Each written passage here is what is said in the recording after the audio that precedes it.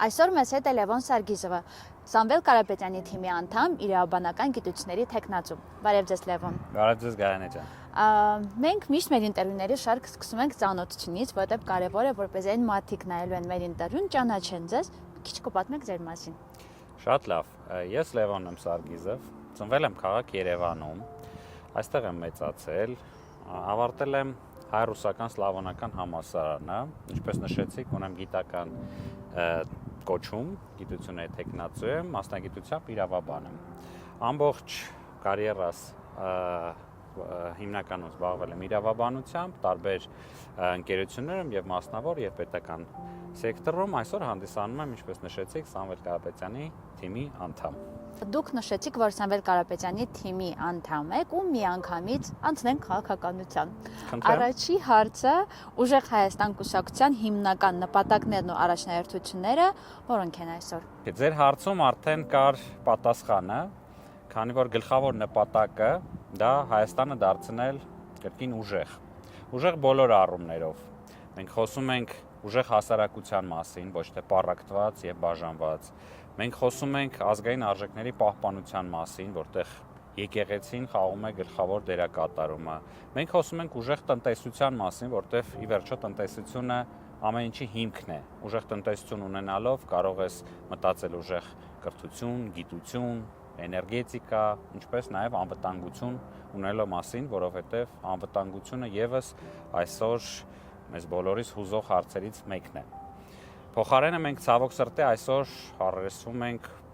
բազմաթիվ խնդիրների, որոնք որ գալիս են հենց սխալ եւ թույլ կառավարումից, որը որ բերում է նաև այն իրավիճակին, որտեղ որ մենք այսօր գտնվում ենք։ Ճիշտ է, այսինքն եթե ձեզ հարց տանք ու միանգամից ասենք ուժեղ Հայաստան, արդեն պատասխանը ունենք։ Արդեն պատասխանը մեջն է, որովհետև սա շատ կարևոր մեսեջ է։ Մենք պետք է վերադարձնենք այն արժանապատվությունը, այն հպարտությունը, որ մենք ապրում ենք այս երկրում, որ մենք առհասարակ ունենք մեր սեփական պետությունը, այստեղ ենք ապրում, այստեղ ենք փորձում ամեն ինչ անել, որ այն ուժեղանա, դառնա իրոք երազանքների երկիր։ Կարող եք ներկայացնել, թե ինչ կարևորություն ունեն Սամվել Կարապետյանի 5 տնտեսական քայլերը եւ ինչպես դրանք կարող են ազդել քաղաքացիների իրավունքների վրա։ Այո, ինչպես ես նշեցի, տնտեսությունը խաղում է առանցքային դեր ցանկացած պետության զարգացման գործընթացի ժամանակ։ Եվ քանի որ Սամվել Կարապետյանը հանդիսանում է այնձը,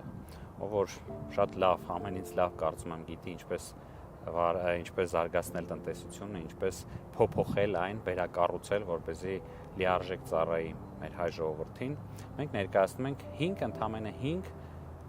բայց շատ կարևոր քայլեր։ Նրանք շատ պարզ են։ Առաջին հերթին մենք խոսում ենք, որ մեր երկրում շատ բարձր է գործազրկությունը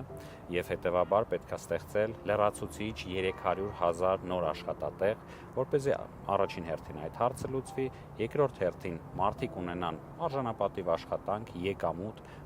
որից վճարվելու են նաեւ հարկեր եւ շահելու է ի վերջո պետությունը։ Մյուսը վերաբերում է բիզնեսին, փոքր եւ միջին բիզնեսին, որոնք այսօր ցավոք սրտի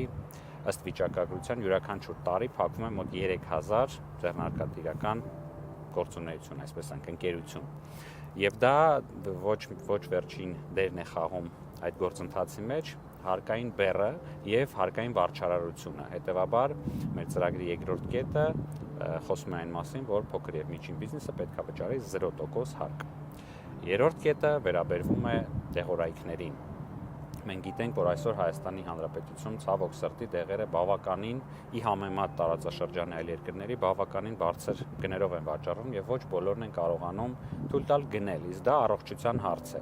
Ստիպված են լինում արտասահմանից բերել կամ, չգիտեմ, թանկ գումարներ վճարել, հատկապես մեր թոշակառու զանգվածը բնակչության եւ մենք առաջարկում ենք 20%-ով առնվազն նվազեցնել այդ դեղորայքների գները։ Մյուս կետը վերաբերում է գյուղատնտեսությանը։ Մենք գիտենք, որ այսօր գյուղացին ցավոք սրտի իր քրտնաջան աշխատանքի արդյունքում չի կարողանում վաստակել բավարար չափով գումար, որպեսզի եւս ապահովի իր համար բարեկեցիկ կյանք։ Եվ գյուղացու հոգսը պետքա լինի միայն այդ բերքը աճացնելը։ Վաճառքի մասին պետքա մտածեն մասնագիտացված ուրեմն մթերման կայանները, որոնք որ ստեղծվելու են եւ արդեն պայմանավորված եւ ֆիքսված գներով, պայմանագրերով իրացնելու են այդ ապրանքը, որպեսզի այդ խնդիրը մեկընդմեջ լուծվի։ Եվ վերջին կետը վերաբերվում է մեր հիմնական երիտասարդներին եւ բազմազավակ ընտանիքներին, որոնց մենք առաջարկում ենք 20,000 մատչելի բնակարան, որոնք որ կարող են ձեռք բերել այդ ընտանիքները ունենալով միջինից մի փոքր բարձր միգուցե եկամուտ եւ կարողանան տեղափոխվել եւ ապրել իրենց առանձին տանիքի։ Հետևաբար այս բոլոր 5 կետերի իրագործումից հետո մենք իրոք կտեսնենք, թե ինչպես է ձևափոխվում եւ տնտեսությունը եւ բնակչության կյանքը։ Ցանկացած քաղաքացի զգալու է այդ փոփոխությունը իր կյանքում։ Ինչ ուղերձ կուղեիք այն մարդկանց, ովքեր մտածում են, որ իրենց մասնակցությունը հասարակական կամ քաղաքական կյանքում ոչինչ չի փոխի։ Ցավոք սրտի այսօր մեր հասարակությունը բավականաչափ հիասթափված է, որովհետև ամեն անգամ ցանկանալով որովիցե դրական փոփոխություն տեսնել, առնչվել, կրկին հիասթափվում են եւ իրավիճակը գնալով վատթարանում են։ Սակայն ավելի վատ է, երբ որ մենք մատնվում ենք այդ անտարբերությանը, որովհետև ըստ էության մենք համաձայնվում ենք այս իրավիճակի հետ, որը որ տիրում է։ Մենք պատասխանատվությունը մեր վրայից հանում ենք, ասում ենք ինչ ուզում է թող լինի, բայց դա այդպես չէ։ Ես ինչպես նշեցի, մենք պետքա շնորհակալ լինենք եւ երջանիկ լինենք, որ ունենք պետություն։ Ընդհանրապես աշխարհում 100-ից մի քանի ավել պետություն գոյություն ունի եւ Հայաստանը դրանցից մեկն է։ Եվ յուրաքանչյուր քաղաքացի պետք է հասկանա, որ ժողովրդավարական պետությունում իր ձայնը, իր մասնակցությունը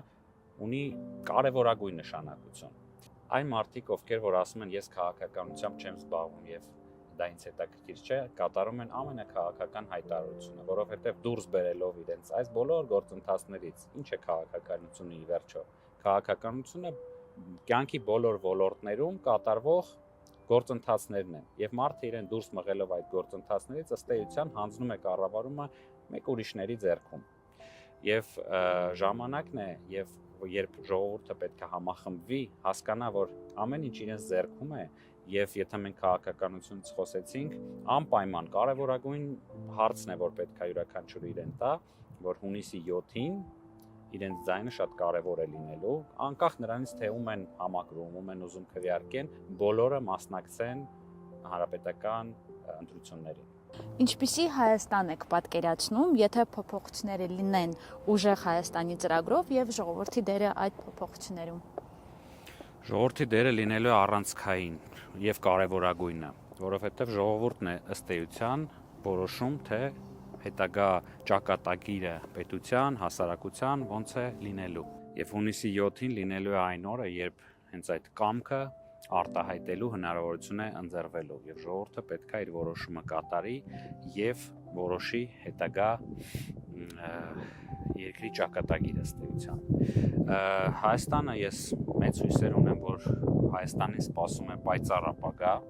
որովհետեւ ինչպես նշեցի, Հայաստանը պետք է լինի ուժեղ առաջնորդի հետ, հաջորդ վարչապետ Սամվել Կարապետյանի հետ, որը կարողանա երկիրը ոտքի կանգնեցնի եւ տանի մեզ դեպի նոր զարգացումներ, դեպի առաջադեմ երկիր դառնալու ճանապարհին։ Կարծում եմ, որ ամեն ինչ արժևում է եւ պետքա ընդամենը կատարել աշխատանք, որովհետեւ այդ ապագան ուղղակի չի գալու եւ ընկնի մեր ձեռքը, դա լինելու է մեր բոլորիս համախմբված աշխատանքի արդյունքում։